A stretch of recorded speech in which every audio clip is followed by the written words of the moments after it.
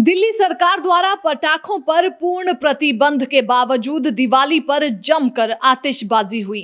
लोगों को गलियों में छत पर पटाखे चलाते देखा गया।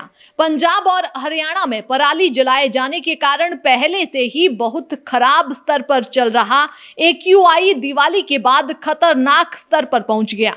दिल्ली, नोएडा, गाजियाबाद, गुरुग्राम और फरीदाबाद का वायु गुणवत्ता सूचकांक दिवाली में पटाखे चलने के बाद गंभीर श्रेणी में पहुंच गया है। दिवाली के त्योहार के बाद दिल्ली के जनपथ क्षेत्र में वायु गुणवत्ता सूचकांक शुक्रवार सुबह खतरनाक श्रेणी पर पहुंच गया। वहीं नोएडा और गाजियाबाद में भी स्थिति बहुत खराब रही। दिल्ली में सुबह घना कोहरा रहा। लोगों ने गले में खराश और आंखों में पानी आने की शिकायत की। दिल्ली सरकार द्वारा पटाखों पर प्रतिबंध लगाने के बावजूद दिल्ली की गलियों में कई लोगों को दिवाली पर पटाखे चलाते हुए देखा गया। जानकारी के मुताबिक वायु गुणवत्ता रविवार सुबह तक नहीं सुधरेगी। पूरी दिल्ली का एक्यूआई बहुत खराब श्रेणी के ऊपरी स्तर पर रहा और लगातार बिगड़ रहा है, जिससे ये बहुत खराब से गंभीर श्रेणी में जा सकता है। गाजियाबाद में वायु गुणवत्ता सूचकांक रात 12 बजे 441 पहुंच गया। छोटी दिवाली पर बुधवार रात भी जमकर पटाखे फोड़े गए।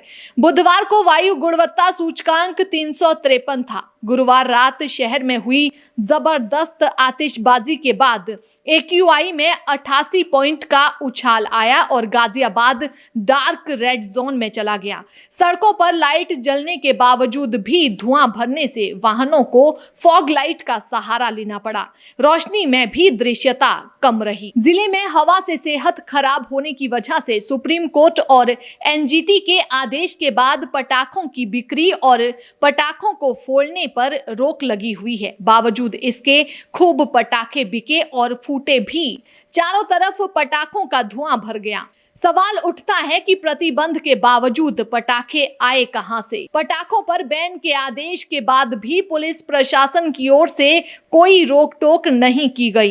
रात भर तेज आवाज वाले पटाखे जलते रहे। जो सोचने वाली बात है वो ये है कि पटाखे जलाने से रोका जाता है, लेकिन अगर पटाखे बनेंगे ही नहीं तो कौन जलाएगा?